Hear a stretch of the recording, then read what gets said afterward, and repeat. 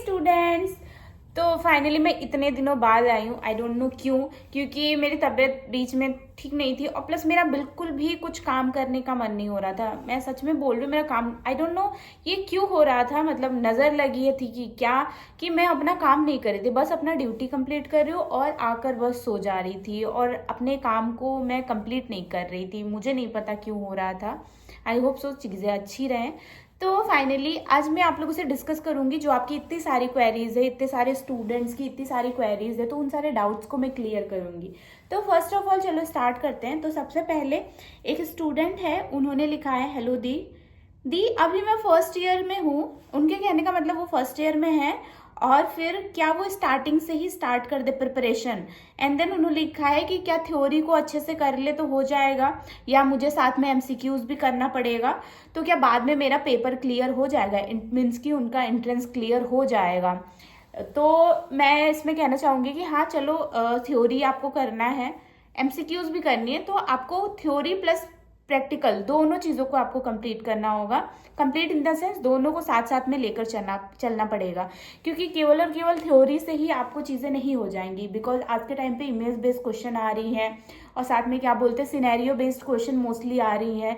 और scenario base में आप जब तक पेशेंस से डील नहीं किए रहोगे तब तक आप उस चीज़ को नहीं कर पाओगे, थोड़ा सा आपको डिफिकल्ट लगेगा।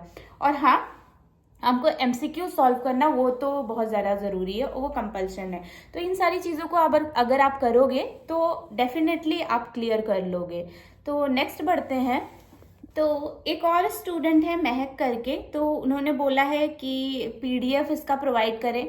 और मुझे टाइम लगेगा तो मैं ज़रूर इसका पीडीएफ आप लोगों को प्रोवाइड करूंगी एंड उसका लिंक मैं आपको लोगों को दे दूंगी। मेरे चैनल पे आप बने रहो। एंड देन इन्होंने लिखा है कुछ टिप्स आप देते रहो, जैसे कि मेरे ओल्ड वीडियोज़ में मैंने बताया है कि आप कैसे करोगे, फर्स्ट ईयर में हो, सेकेंड ईयर में हो, थर्ड ईयर में हो, फोर्थ ईयर में हो, तो कैसे आप करोगे। तो वही अब प्रोसीजर है, यानी कि आप अपने डेली रूटीन में कॉलेज में जा रहे हो या हॉस्पिटल ड्यूटीज में जा रहे हो तो उस टाइम पे अपने डेली डायरी, पॉकेट आर्टिकल्स को अपने पास रखना है। ये नहीं सोचना है कि पॉकेट आर्टिकल्स अगर जेब में रखेंगे तो अच्छा नहीं लगता है। तो आपको वो सारी चीज़ें लेकर चलनी है, वो सारी चीज़ें लेकर चलनी है। पेशेंट से आपको बात करनी है, नेहा जी, सॉरी महक जी, आप जो है पेशेंट से आप बात करिए, उसका क्वेश्चन उनसे पूछिए।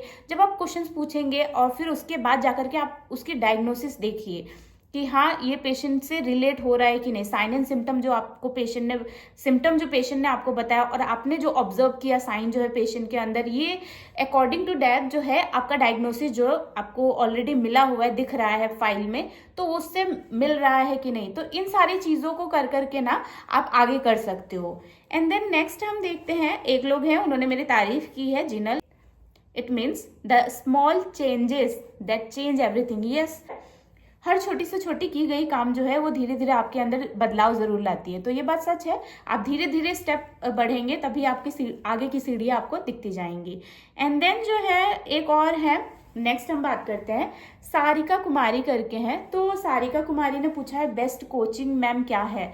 तो फर्स्ट ऑफ ऑल मैं बताना चाहूँगी, क्योंकि मैंने अपने मतलब पूरे प्रिपरेशन में या कॉलेज डेज में मैंने कभी कोचिंग नहीं लिया था, तो उसके रिगार्डिंग मुझे इतना तो आइडिया नहीं है। हाँ, अगर आप टेस्ट सीरीज़ के रिगार्डिंग पूछोगे तो मैं ये बता सकती हूँ, बिकॉज मैंने एक टाइम पे टेस्ट सीरीज़ ली थी, तो वो मैंने टीएनसी से लिया था। टीएनसी टेस्ट सीरीज़ मुझे अच्छी लगी थी, तो वो आप ले सकते हो अगर चाहो तो ये आप प्रिफर कर सकते हो। बिकॉज मैंने थ्योरी अपनी कॉलेज लाइफ में ही कंप्लीट किया था, फिर उसके बाद मैंने धीरे धीरे उसको रिवीजन किया था और पेपर देने से पहले या एमसीक्यू सॉल्व करने से पहले या थ्योरी थोड़ा पढ़ लेती थी या नहीं भी पढ़ती थी। अपने दिमाग में मुझे ये था कि मैं इतने जो 4 साल में पढ़ी हूँ मैं क्या पढ़ी हूँ। तो सारिका कुमारी, मैंने इस तरीके से ही अपने प्रिपरेशन को, मतलब इट मीन्स आप फोर्थ ईयर अगर 4 साल किसी काम को कर रहे हो तो इट मीन्स कुछ तो आपने गेन किया होगा ना, तो आपके अंदर दिमाग में कुछ तो रहेगा।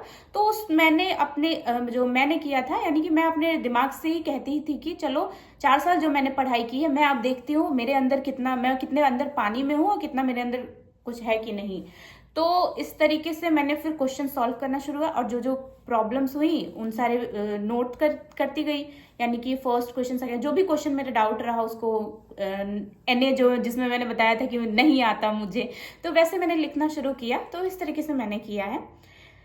तो एंड देन जो है नेक्स्ट है एक और चंद्रा शिला यादव कर, अगर थैंक यू बच्चे, अगर आपको इस वीडियो से कुछ फ़ायदा मिला है तो मुझे बहुत अच्छा लगेगा। मेरा मोटो ही यही था कि मैं इतनी कमज़ोर लड़की थी कि मैं सोचती थी अगर मैं अगर कभी अपने काम को या मैं अपनी ड्रीम जॉब को अगर पा लेती हूँ तो मैं उन बच्चों को सहायता करूँगी जिन्हें बहुत ज़्यादा प्रॉब्लम होती है, वो नहीं कर पाते हैं।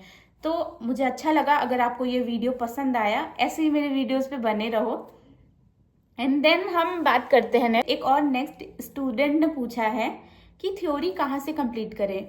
तो बच्चे, मैंने आपको बताया था मतलब अपने पुराने वीडियोस में, आप वहाँ जाकर देख सकते हो कि आप थ्योरी को कहाँ से कंप्लीट करोगे।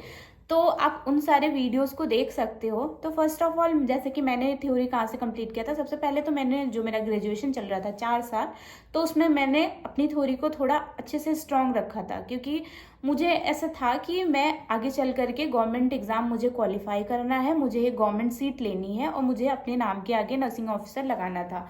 तो सबसे पहले मैंने उस चीज़ को डिसाइड किया था। एंड देन जो है कॉलेज लाइफ में जो भी मेरी फेज थी, उन सारी चीज़ों को, अपने टाइम को उस तरीके से मैनेज करके मैंने अपनी थ्योरी पहले उससे कंप्लीट की थी।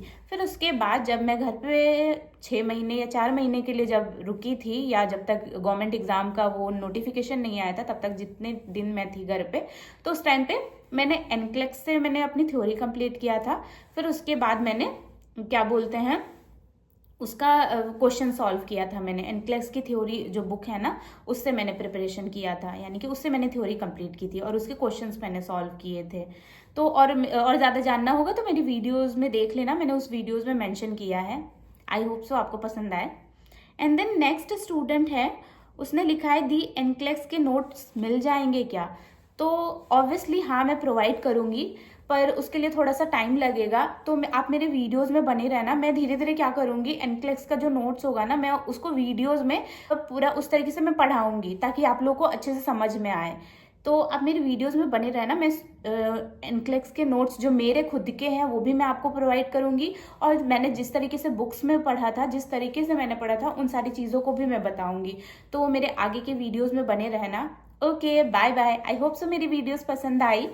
Okay, bye bye. और इतना सारा मुझे प्यार देने के लिए, मतलब मैंने कभी सोचा नहीं था कि मेरा 100 क्रॉस कर जाएगा। मतलब 100 सब्सक्राइबर मेरे लिए बहुत ज़्यादा है। मतलब मैं बहुत ज़्यादा खुश हूँ कि 100 से ऊपर हो गए हैं। 118 मेरे लिए बहुत मायने रखते हैं, क्योंकि मैंने जब 0 से स्टार्ट किया था तो स्टार्टिंग में बिल्कुल भी नहीं हो रहा था, और इस टाइम पे थोड़ा सा सब्सक्राइबर उसके बढ़ रहे हैं। आप लोगों को मेरे वीडियोस पसंद आ रहे हैं, मुझे ये बस अच्छा लग रहा है कि मेरे वीडियोस से आपको अगर बेनिफिट हो रहा है, मैं बहुत खुश हूँ। तो मैं कोशिश करूँगी कि धीरे धीरे ऐसी वीडियोज़ मैं आप लोगों के लिए बनाऊँ और आप लोग को बेनिफिट हो, और आप अपने जॉब को, ड्रीम जॉब को हासिल कर सको। Okay, bye bye. ध्यान रखना अपना, एंड चैनल को सब्सक्राइब कर देना।